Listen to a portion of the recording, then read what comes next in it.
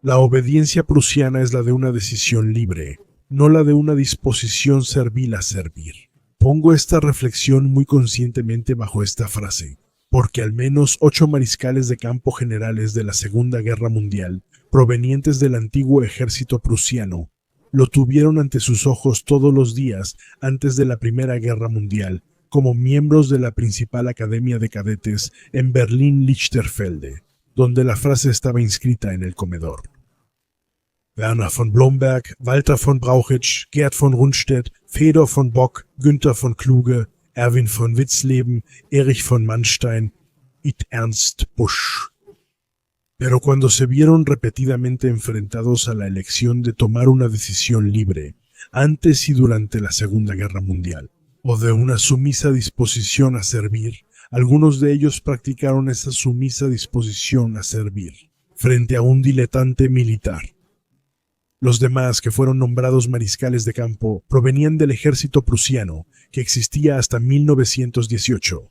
Wilhelm Keitel, Walter von Reichenau, Georg von Küchler, Friedrich Paulus, Ewald von Kleist y Walter Model. Erwin Rommel provenía del ejército real de Württemberg y los otros 4 de la Real Bávara: Wilhelm Ritter von Lieb, Wilhelm List, Maximilian von Unzuweichs y Ferdinand Schörner. De estos 19 mariscales de campo del ejército, 9 provenían de la infantería, 9 de la artillería y 1 de la caballería. De ellos, 1 murió en combate, 1 fue ejecutado después de la guerra, 3 se suicidaron y 14 fallecieron, algunos en custodia aliada o en cautiverio soviético. Y solo 1 de ellos tuvo la comprensión y el valor para la resistencia activa, y por eso, después del 20 de julio de 1944, fue ejecutado. No es fácil hablar sobre los últimos mariscales de campo del ejército alemán, porque al final de su labor, su patria estaba devastada y más de 6 millones de sus soldados estaban muertos. Eso es, en cuanto a dimensión, como si las grandes ciudades de Berlín, Hamburgo y Frankfurt hubieran dejado de existir. Ahora se puede leer en muchos libros internacionales sobre sus logros militares, que en parte incluso se enseñan en las academias militares del mundo. Pero en contraste con eso, también está la cooperación de algunos de ellos, o al menos su indiferencia en su área de mando. Durante la brutalidad de las llamadas unidades de intervención, sin que ellos pusieran fin a eso, incluso si era necesario usando la fuerza. Las explicaciones justificatorias de los mariscales de campo sobrevivientes después de la guerra, diciendo que no sabían nada de todo eso, son difíciles de creer, ya que muchos de sus soldados habían escrito a casa sobre las horribles experiencias en cartas. Por supuesto, entre los mariscales de campo también hay quienes, de acuerdo con su rango y su responsabilidad hacia los soldados a su cargo, expresaron críticas abiertas a la conducción de la guerra por parte de Hitler. Pero esa crítica se limitó principalmente a la parte militar. Las críticas a las decisiones políticas del dictador casi nunca se escuchaban, o solo surgieron cuando el final ya era previsible. Una de las razones de esa obediencia, que a veces recordaba a la sumisión de los más altos representantes del ejército alemán hacia Hitler, fue que no se puede juzgar su vida de manera imparcial. Pero esa sumisión también resultó de que se dejaron sobornar con las más altas condecoraciones y en parte con bienes y grandes sumas de dinero. Pero con eso también surgió una dependencia hacia la política que era inaudita para un oficial activo.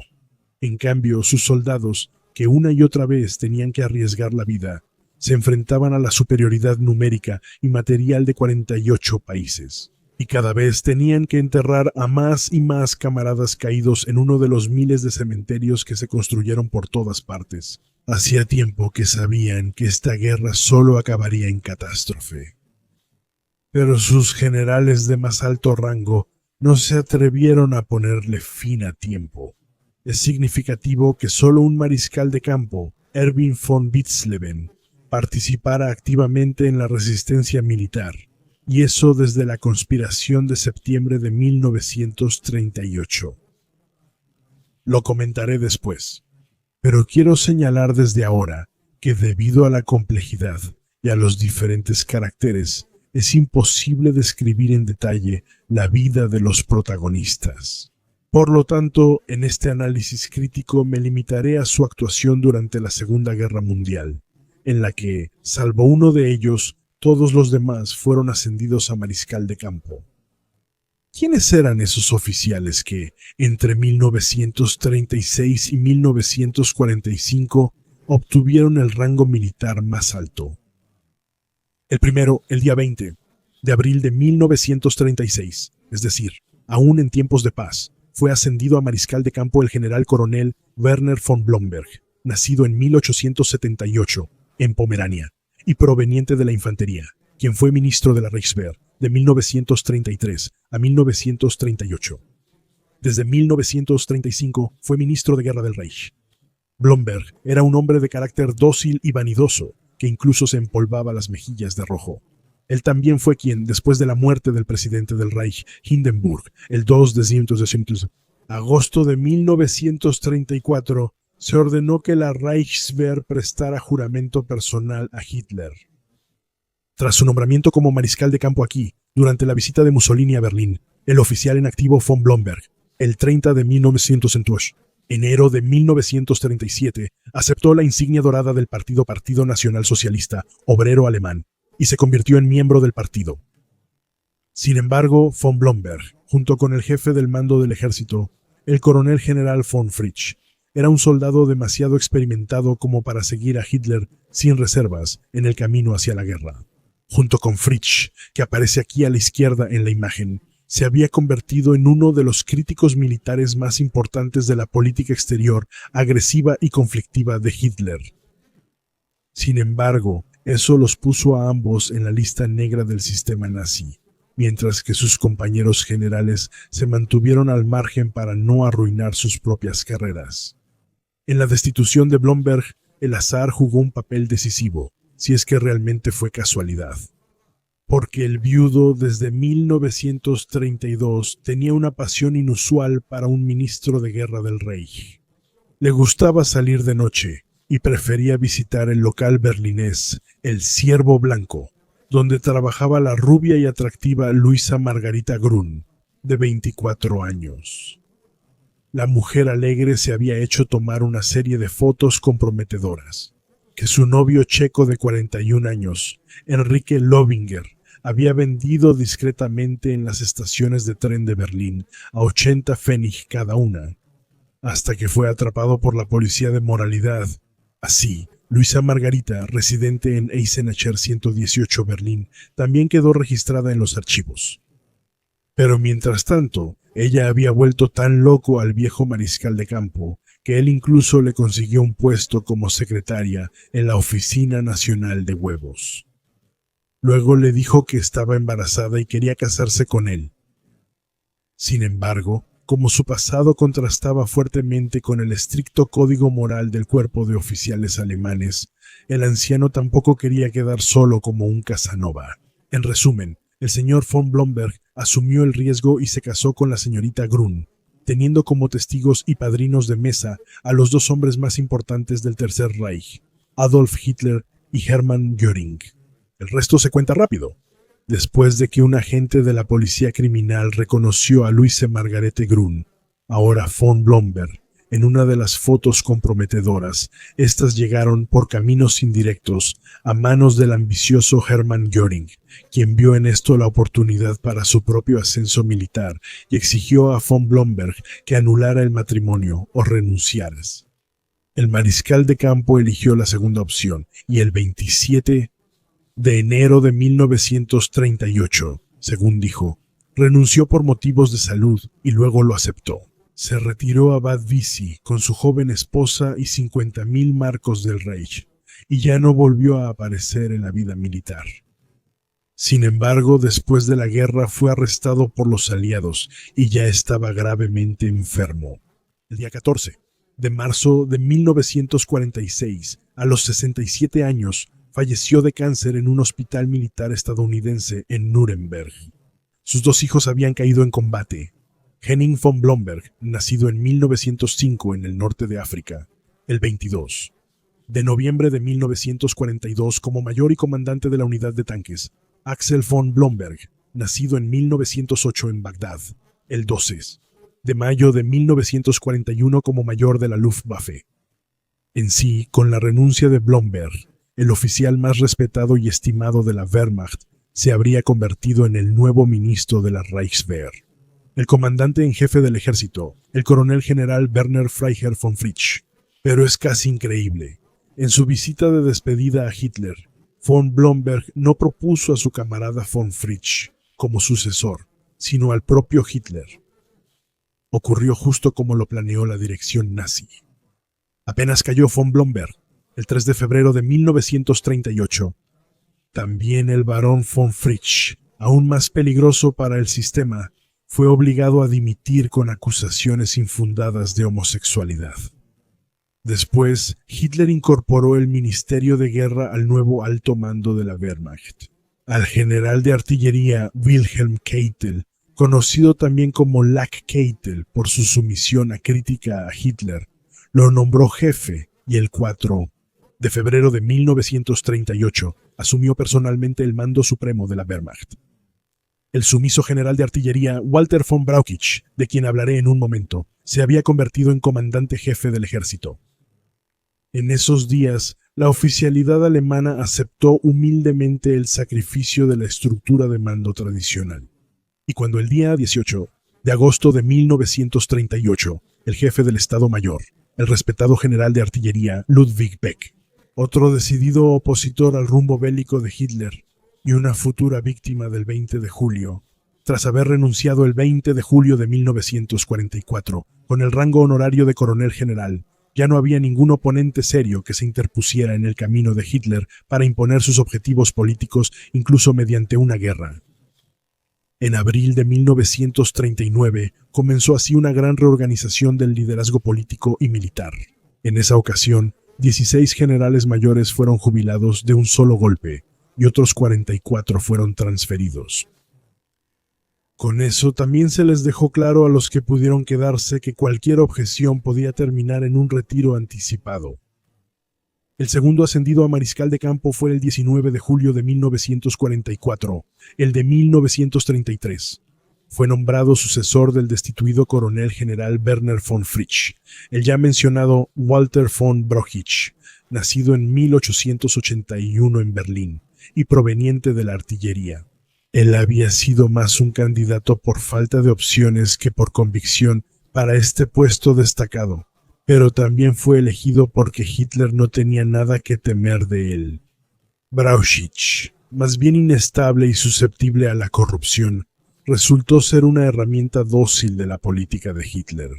Su integridad se quebró por completo cuando, a los 57 años, en medio de la crisis de los Sudetes, en septiembre de 1938, después de 28 años de matrimonio, dejó a su esposa por su amante de 36 años, Charlotte Rufer, que aparece completamente a la derecha en la imagen, y recibió 80.000 marcos del Fondo Especial de Hitler como compensación para su primera esposa. Con el tiempo, Brauchitsch dependió cada vez más de la ayuda financiera de Hitler. Su participación en la temprana resistencia se basa en rumores de 1941 durante la Operación Barbarroja. Cuando el ataque a Moscú se detuvo en diciembre, Brauchitsch recomendó retirar al ejército y pasar a la defensiva durante el invierno, como luego informó el coronel general Franz Halder, jefe del Estado Mayor del Ejército de septiembre de 1938 a septiembre de 1942 a la izquierda, en la imagen. Aquí, junto con von Brauchitsch, Hitler se opuso con furia fanática a la idea de retirarse a una posición de invierno. Exigió que las tropas lucharan hasta el último hombre, incluso en situaciones tácticamente imposibles. Después de que von Brauchitsch sufriera un infarto en noviembre de 1941, el 19 de diciembre fue relevado de su cargo. Después de la guerra, en agosto de 1945, fue arrestado por el ejército británico y encarcelado en el campo de prisioneros Island Farm, para luego, el 8 de agosto de 1946, fue interrogado como testigo en el juicio de Nuremberg. Sin embargo, para entonces ya estaba casi ciego, antes de la apertura de un proceso en su contra el 18 de octubre de 1948, falleció en Hamburgo, bajo custodia militar británica, a los 67 años por insuficiencia cardíaca. Breve resumen de la renuncia de Brauchitsch, el 19 de diciembre de 1941. Después de eso, Hitler se nombró a sí mismo comandante en jefe del ejército, y con ello liquidó definitivamente la independencia del ejército y consolidó la dictadura de un solo hombre. Todos los poderes del jefe de Estado, del ministro de guerra, del comandante supremo de la Wehrmacht y del comandante en jefe del ejército estaban ahora concentrados en una sola mano de la persona, a quien cada soldado en el ejército, la Fuerza Aérea y la Marina de Guerra estaba atado por un juramento personal e incondicional de lealtad. Y después de que Hitler exigió ante el Reichstag, lleno de figurantes, la función de supremo juez, también poseía el poder absoluto de castigar y destituir. También el día 19 de julio de 1940, Wilhelm Keitel, originario de Helmscherode, Baja Sajonia, y nacido en 1882, fue ascendido a mariscal de campo. Él, como dije, de 1938 a 1945, fue jefe del alto mando de la Wehrmacht, junto con el jefe de la Luftwaffe, Hermann Göring. Fue el único de la cúpula militar que fue condenado a muerte y también ejecutado en el juicio de Nuremberg. Guillermo Keitel fue un temprano y claro simpatizante del nacionalsocialismo. Ingresó al Partido Nacional Socialista Obrero Alemán en 1939 y, junto con von Blomberg, se colocó la insignia dorada del partido en el uniforme. Keitel, completamente a la derecha, fue ante todo un ejecutor de las órdenes de la dirección militar de Hitler. Eso fue lo que en 1942 aceptó como recompensa: $250,000 de marcos del Reich y una extensa propiedad forestal valorada en casi 747,000 marcos del Reich. Y después de la campaña de Francia, le dijo textualmente a Hitler: «Mi Führer, usted es el más grande comandante de todos los tiempos». Sin embargo, después de la catástrofe de Stalingrado, de ahí surgió el término despectivo Graufatz. El 15 de julio de 1941, su hijo Hans Georg, teniente del regimiento de artillería 29, murió en combate. Para salvarse después de las crecientes derrotas, Keitel a menudo culpaba a otros, incluso al del 16 de octubre de 1946, al general coronel Alfred Jodl, ejecutado junto con él. Ante la catástrofe, obediencia. Hasta el final, Keitel, en la noche del 8 al 9 de mayo de 1945, firmó en Berlín-Karlshorst la rendición total de las Fuerzas Armadas alemanas. Más tarde, en el juicio de Nuremberg, lo incriminaron sobre todo las órdenes que él mismo emitió a partir de 1941, como la Orden de los Comisarios o la llamada Orden de Represalia. Esta orden exigía que, por cada soldado alemán asesinado en una emboscada, se ejecutaran de 50 a 100 civiles. Como en el caso de muchos de los otros llamados principales criminales de guerra, la sentencia para él también fue muerte por ahorcamiento. Su deseo de ser fusilado como soldado fue rechazado. La ejecución de Keitel, de 64 años, fue el 16 de octubre de 1946 por el sargento mayor de la Armada de los Estados Unidos, John C. Woods, de 39 años. Había durado 24 minutos. Otro oficial, ascendido en julio de 1940, fue Gerd von Rundstedt, nacido en 1875 en Aschersleben, provincia prusiana de Sajonia, y proveniente de la infantería. En 1938, a los 63 años, fue dado de baja como coronel general por voluntad propia, pero en 1939 fue reactivado varias veces y durante la guerra comandó distintos grupos de ejércitos en el oeste y el este. En 1942, aquí con el general Rommel, era el comandante en jefe del oeste en Francia, donde el 6 de junio de 1944 tuvo lugar la invasión aliada en Normandía. Aunque también criticaba la rígida conducción de batalla de Hitler, von Rundstedt tampoco se atrevió en 1944, siendo el mariscal de campo de mayor edad. en la situación sumamente crítica para las tropas en Normandía, liberar las divisiones blindadas que estaban bajo la llamada Reserva del Führer. Cuando después, en una llamada telefónica, el mariscal de campo Keitel exigió en voz alta, cito, «Terminen la guerra, idiotas». El 2 de julio fue relevado por el mariscal de campo von Kluge, pero luego, en septiembre de 1944, von Rundstedt fue nuevamente nombrado comandante en jefe del oeste, esta vez hasta su destitución definitiva en marzo de 1945. Cuando Hitler, en diciembre de 1944, impuso la arriesgada ofensiva de las Ardenas en contra de la crítica expresa de von Rundstedt ni siquiera se presentó a la reunión final, pero aún así, a pesar de saber que no funcionaría, dirigió la operación que fracasó después de unas semanas. Después de rendirse, von Rundstedt, que ya tenía 71 años, fue encarcelado y acusado en Gran Bretaña. En 1946, von Rundstedt testificó como testigo de la defensa en Nuremberg. Luego fue liberado en mayo de 1949 y tras su muerte a los 77 años, el 24 de febrero de 1953, fue sepultado en Hannover. Otro recién ascendido a mariscal de campo el 19 de julio de 1940 fue Fedor von Bock, el oficial apolítico, nacido en 1890 en Küstrin y proveniente de la infantería, nunca estuvo cerca del nacionalsocialismo. Bock, reconocido como un brillante comandante militar, en 1941 al mando del Grupo de Ejércitos Centro, se opuso enérgicamente a órdenes que consideraba inaceptables, como la llamada Orden de los Comisarios. Pero tampoco él pudo llegar a ofrecer una resistencia fuerte.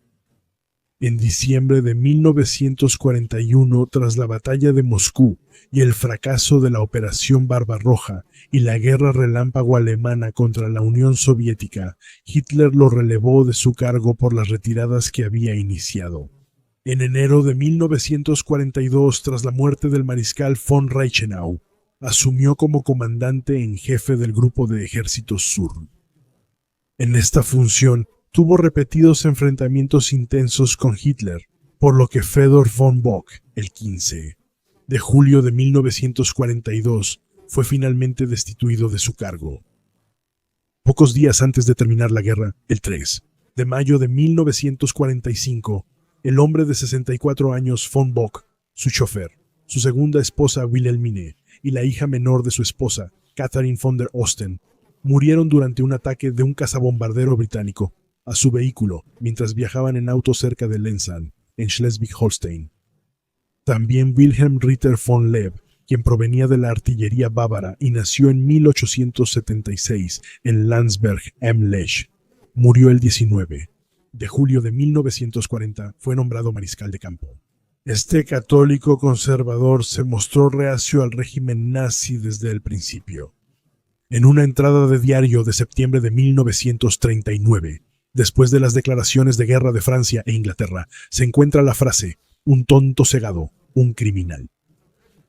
Pero tampoco sacó consecuencias directas de ello, sino que durante la Segunda Guerra Mundial comandó varios grupos de ejércitos, como durante la campaña de Francia, el grupo de ejércitos C, responsable de la ruptura de la línea Maginot. Durante la guerra contra la Unión Soviética, él aparece a la derecha en la imagen como comandante del Grupo de Ejércitos Norte en Leningrado. Pero cuando von Leeb exigió una retirada a una posición estratégicamente más favorable, y esto provocó un fuerte conflicto con Hitler, el 16 de enero de 1942 solicitó ser relevado de su cargo, y después de eso ya no fue reasignado. Pero incluso Ritter von Leeb también se benefició del programa de sobornos de Hitler y aceptó 41 donaciones y regalos secretos por un monto de 888.000 marcos del Reich a costa de los contribuyentes. Luego, después de la guerra, en el proceso de Nuremberg de 1948, fue condenado a 3 años de prisión, aunque no se le pudo comprobar ninguna conducta culpable.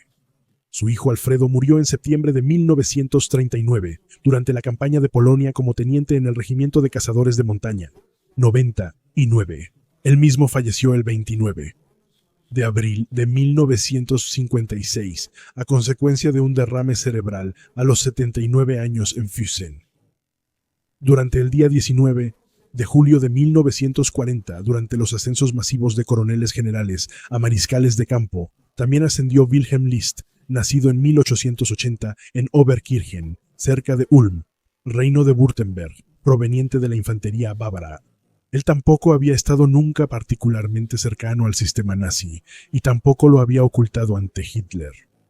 En la Segunda Guerra Mundial, a partir de 1941, fue comandante en el sudeste de Europa, donde fue responsable de los llamados fusilamientos de rehenes, que fueron mucho más allá del derecho de guerra, y también afectaron a civiles no involucrados.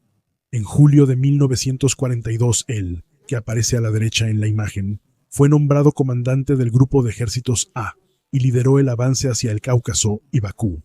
Pero ya el día 10, en septiembre, List fue relevado de su cargo tras fuertes desacuerdos sobre la conducción operativa de Hitler y ya no volvió a ser asignado. Después de la guerra, en el llamado juicio que tuvo lugar en 1947 a 48 contra generales en el sudeste de Europa, List fue acusado por la realización excesiva de represalias contra la población civil. Fue condenado a cadena perpetua, pero en 1952 fue liberado anticipadamente debido a su delicado estado de salud. Él falleció el 16 de agosto de 1971 a los 91 años en Garmisch-Partenkirchen.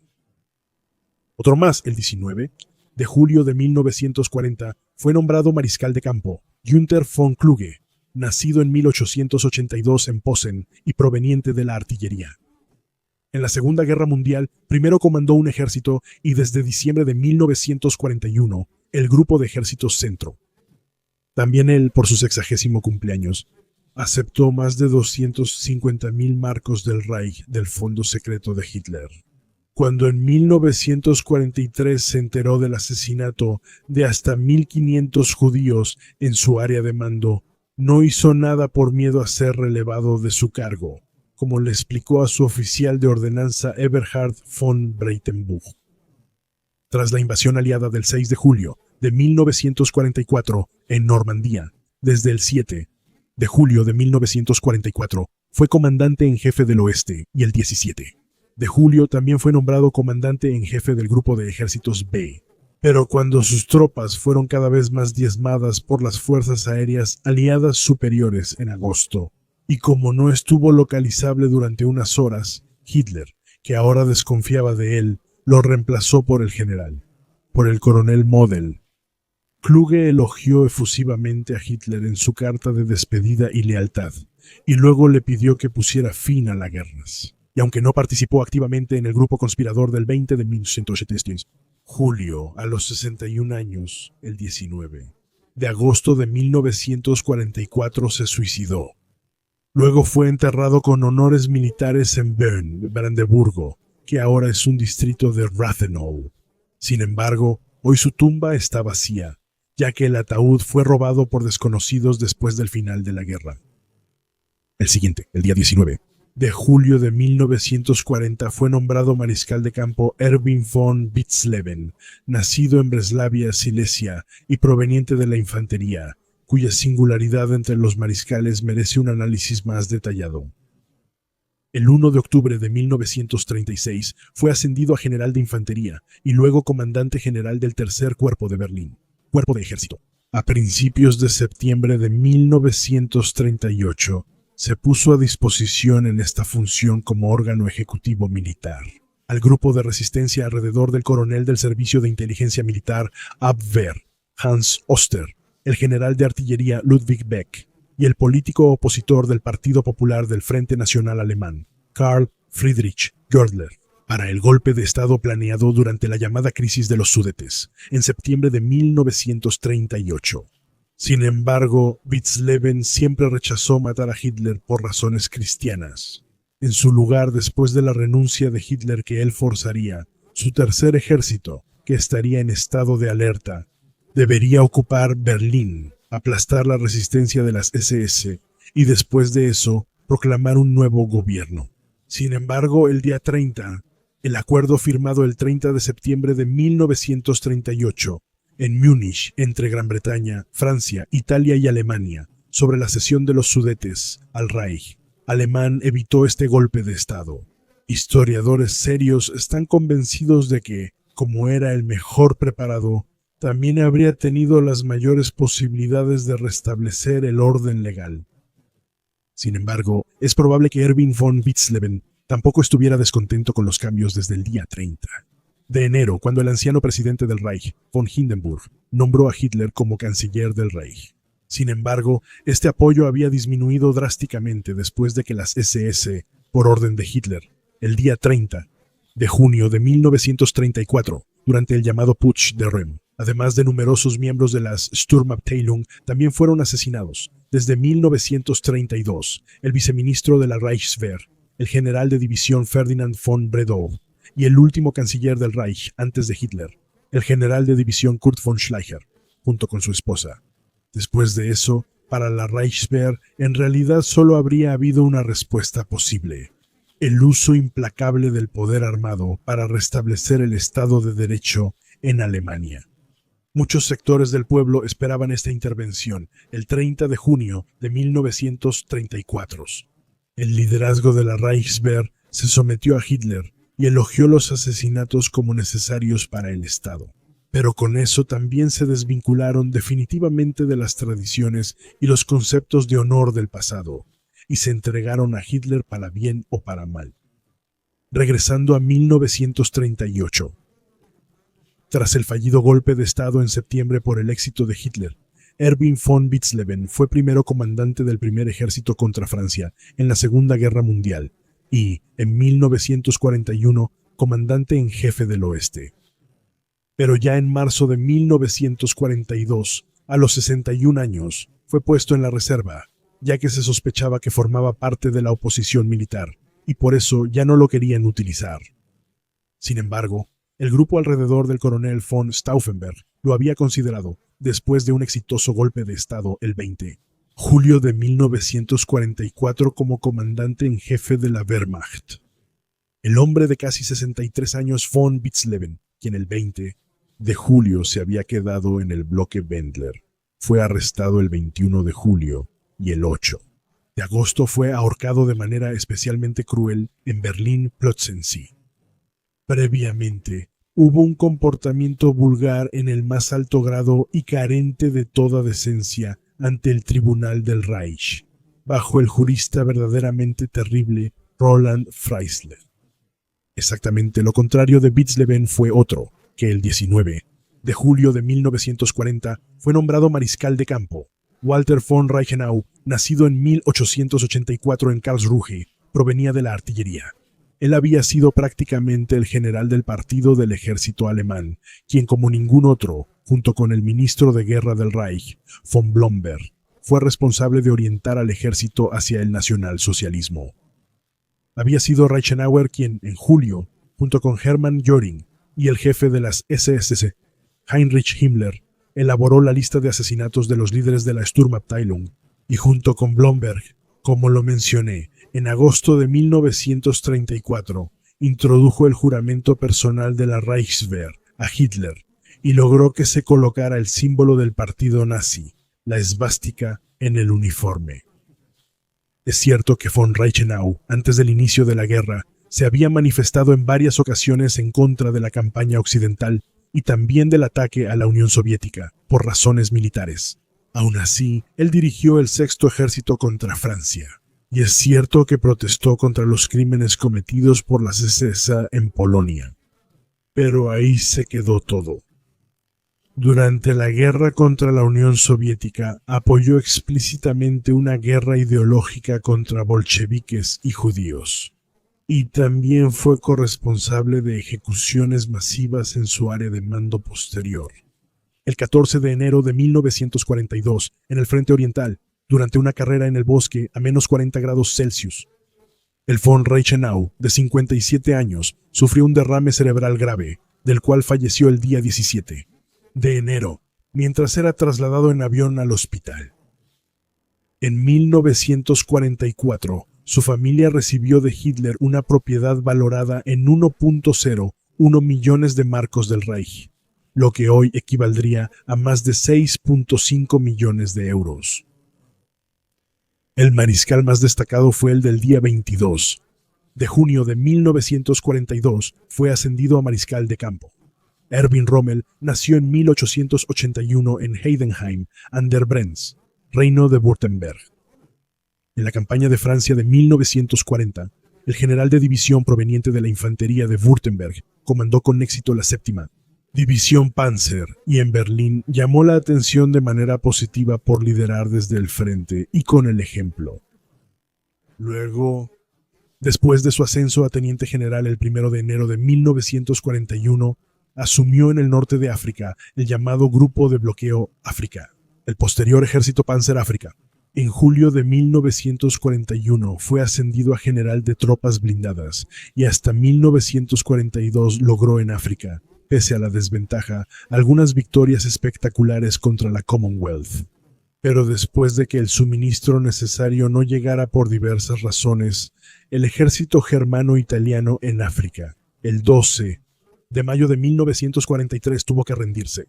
Rommel había sido evacuado antes y, poco después, asumió el mando del grupo de ejércitos B, responsable en caso de que Italia dejara de ser aliada.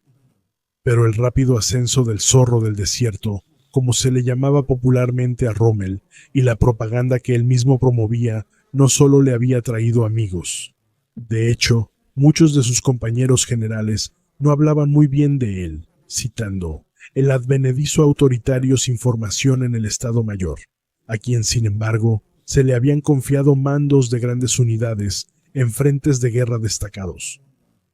A finales de 1943, el grupo de ejércitos B de Rommel fue trasladado a Francia y, por lo tanto, también era responsable de la defensa contra la esperada invasión aliada en Francia. Cuando sucedió el 6 de junio de 1944, inició el desembarco en Normandía. Rommel no logró imponerse a la orden de von Rundstedt, comandante supremo del oeste, para autorizar la liberación de las visiones de tanques mostradas en rosa, aunque también es cuestionable si esto habría tenido algún efecto ante la abrumadora superioridad aérea de los aliados, sobre todo porque, salvo una, las demás divisiones blindadas ya estaban relativamente desgastadas por despliegues anteriores. Después de que los aliados lograron establecer una cabeza de puente más grande en Normandía, gracias también a su superioridad aérea de 20-1, y la fueron reforzando con nuevas divisiones, Rommel, quien estuvo en el frente de invasión desde el primer día, se dio cuenta de que la guerra en Occidente ya no se podía ganar. En una conversación personal con Hitler, y al igual que el mariscal de campo von Kluge antes de su suicidio, él también le escribió ahora una carta a Hitler el día 15 de julio de 1944 exigiendo lo mismo. Las tropas luchan heroicamente en todos lados, pero la lucha desigual está por terminar. En mi opinión, es necesario sacar conclusiones de esta situación. Las claras conclusiones de Rommel también fueron una de las razones por las que los conspiradores del 20 de julio esperaban su participación activa en el intento de golpe de Estado. Pero el 17 de junio todas las esperanzas se desvanecieron cuando el mariscal de campo resultó gravemente herido en un ataque de cazabombarderos en casa en Herrlingen, Württemberg. Durante su convalecencia, el entonces Rommel de 52 años, el día 14 de octubre de 1944 fue visitado por los generales Wilhelm Burgdorf y Ernst Meisel, quienes lo enfrentaron con supuestas pruebas del complot del 20 de julio y tras amenazar a su familia, lo obligaron a suicidarse. Sobre el papel de Rommel en la resistencia militar, existen numerosos testimonios a favor y en contra. Sin embargo, ya en el verano de 1945, su viuda Lucía María Rommel, aquí de 54 años, con su hijo Manfred, quien más tarde sería alcalde de Stuttgart, y el mariscal de campo retirado de la Luftwaffe, Albert Kesselring, declararon públicamente que su esposo no estuvo involucrado ni en la preparación ni en la ejecución del 20 de junio y que siempre rechazó un atentado contra Hitler. Una semana tras el ascenso de Rommel a mariscal, el día 30 de junio de 1942, Georg von Küchler, nacido en 1881 en el castillo de Philippsruhe, cerca de Hanau, y exartillero de campo del Gran Ducado de Hesse, fue nombrado mariscal de campo. Küchler, al principio de la guerra, fue primero comandante en jefe de un ejército, y de 1942 a 1944 del Grupo de Ejércitos Norte. Küchler también había hablado de la guerra ideológica, apoyado la orden de liquidación inmediata de los comisarios soviéticos, y también había tolerado actos ilegales contra civiles en su área de mando trasera. Después de una diferencia de opinión con Hitler, el 29 de enero de 1944 fue relevado de su cargo y no volvió a ser asignado hasta el fin de la guerra. Después de la guerra, su participación en la sección de historia militar alemana, establecida por los estadounidenses, no lo protegió de una acusación en el marco de los juicios de Nuremberg posteriores, en los cuales el 27 de octubre de 1948, por varias razones, fue sentenciado a 20 años de prisión. Pero ya en 1953 fue liberado bajo fianza por razones de salud, y el 25 de mayo de 1968 falleció a los 86 años en Garmisch-Partenkirchen. El más talentoso operativamente fue sin duda el nacido el 30 de junio de 1942, Erich von Manstein, nombrado mariscal de campo. El oficial, nacido en 1887 en Berlín y proveniente de la infantería, ya había demostrado su talento operativo en la Primera Guerra Mundial. En la Reichswehr, Manstein había trabajado en el Estado Mayor Secreto. Luego, en la temprana Wehrmacht, fue jefe del Estado Mayor del importante Tercer Cuerpo de Ejército de Berlín. El ministro de Guerra Blomberg había extendido a la Wehrmacht los llamados párrafos arios, los cuales Manstein rechazó mediante un memorándum, pero después se abstuvo de hacer más críticas políticas. Eso no significa que Manstein fuera un convencido nacionalsocialista. De hecho, no lo era. Antes de la campaña de Francia, en 1940, presentó la idea de la maniobra de Oz, que cuando se aplicó en mayo, fue en parte responsable de la rápida derrota de Francia en la guerra contra la Unión Soviética, en la que murió su hijo Gero el 29 de octubre de 1942, con 19 años, como teniente en el primer batallón del Regimiento de Granaderos Mott 51.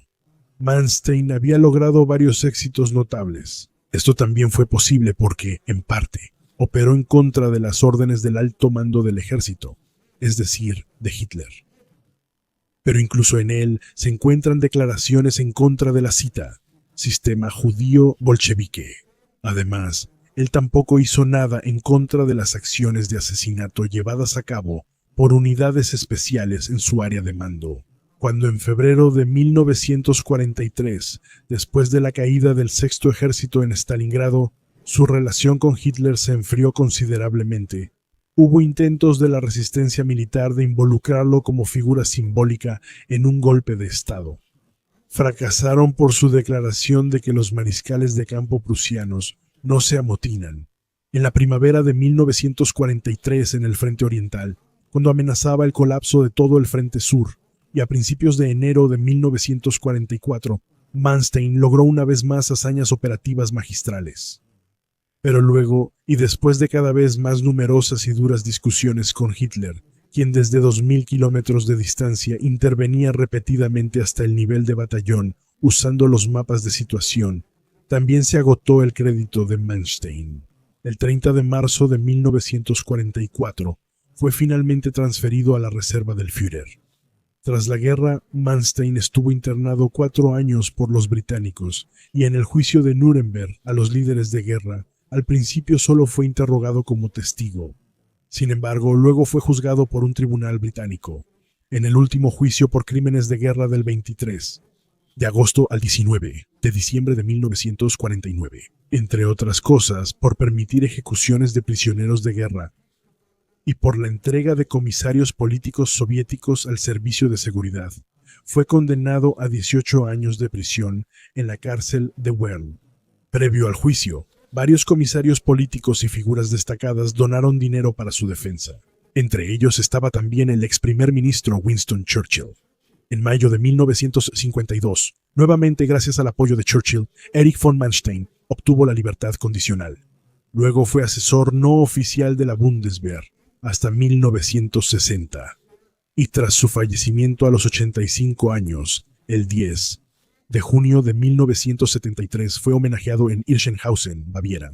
En esa ocasión, el inspector general de la Bundeswehr, el almirante Armin Zimmermann, pronunció el discurso fúnebre.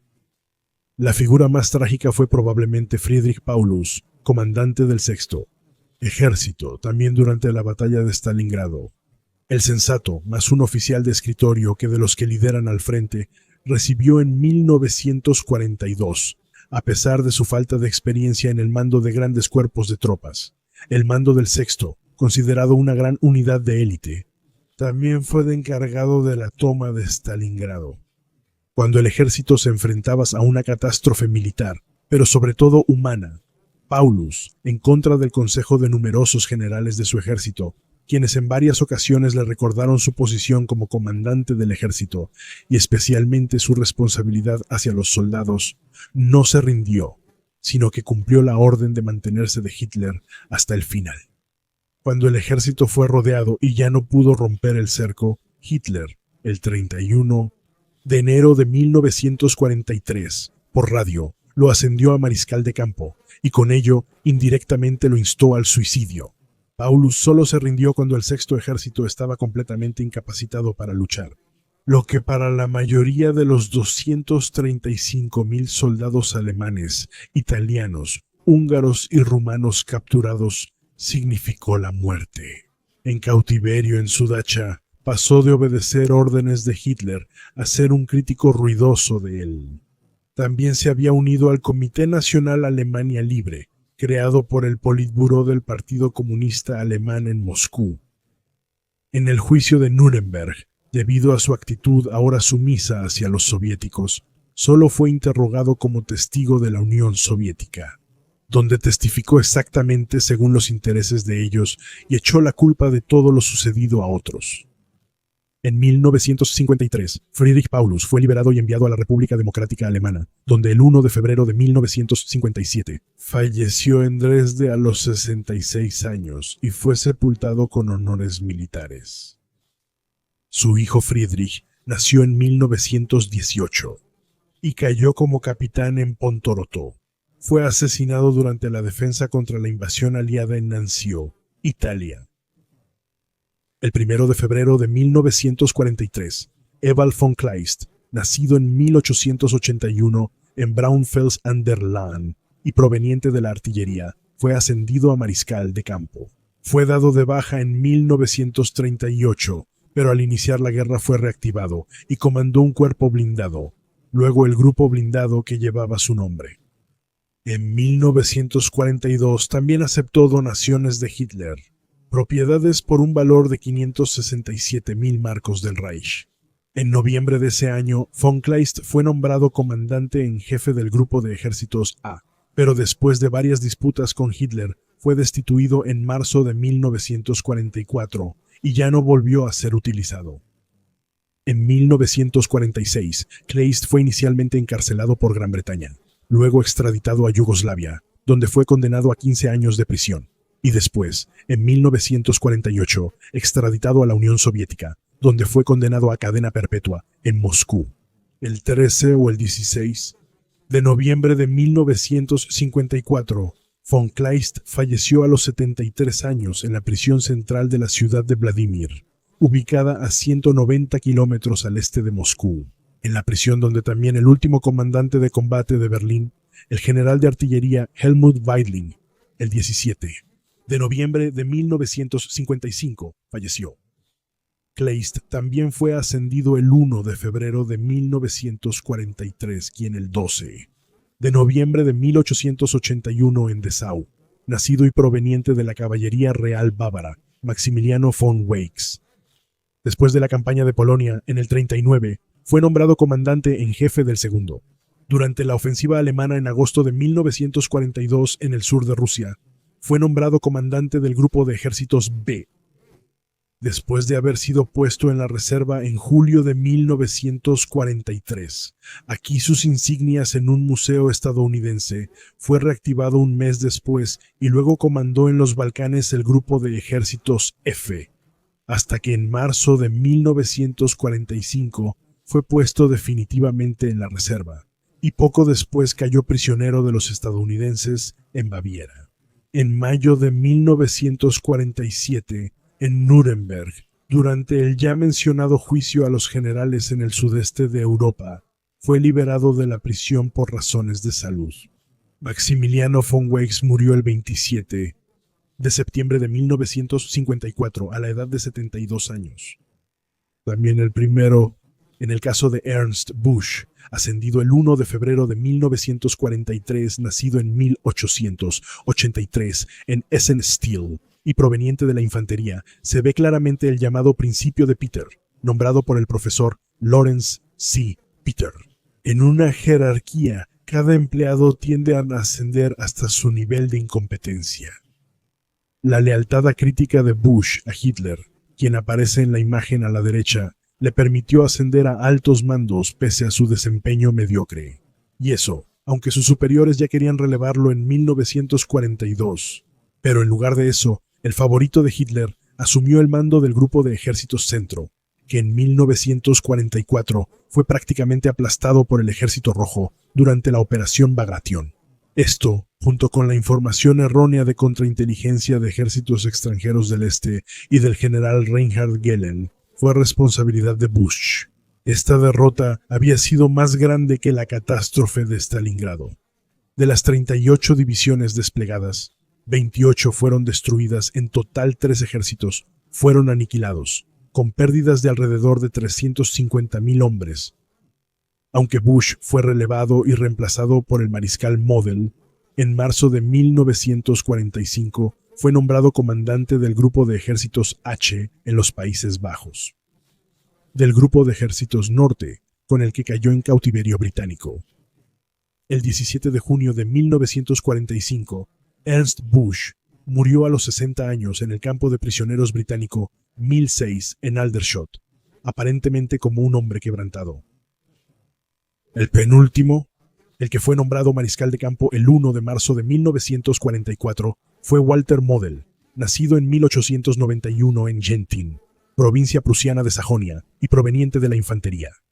Desde las duras batallas defensivas en el frente oriental, era considerado como un maestro de la defensa.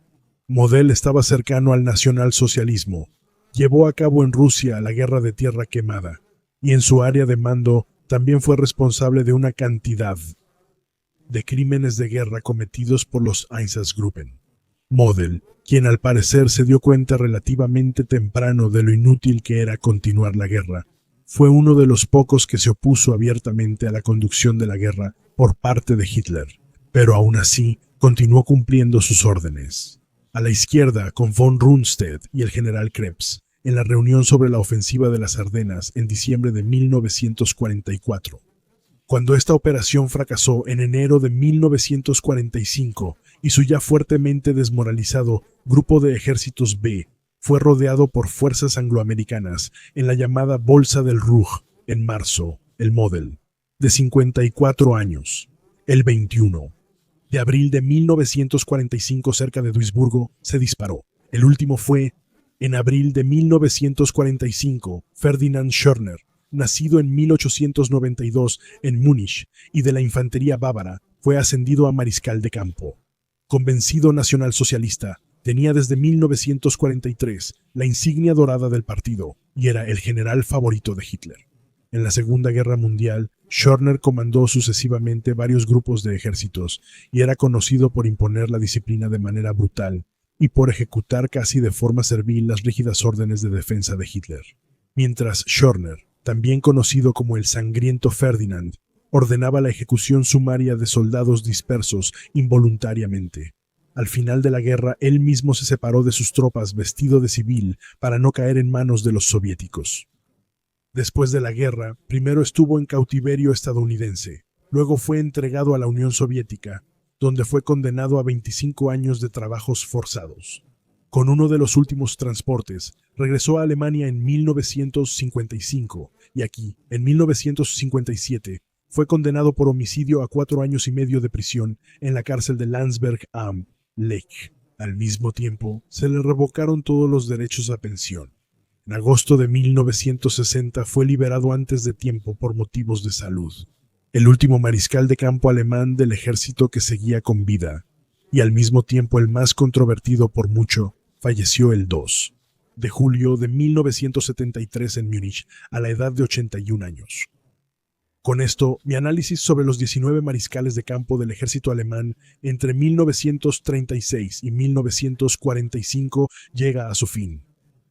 He tratado de clasificarlos lo más breve posible. Su destino fue ocupar los más altos cargos militares en una época en la que se requería más que solo habilidades técnicas. Si fueran comandantes en la Primera Guerra Mundial, sus acciones y conducta serían juzgadas distinto. Pero así no se les puede separar de lo que sucedió a su alrededor, de los hechos, de los cuales, como los oficiales de más alto rango del ejército alemán, tenían una responsabilidad indirecta.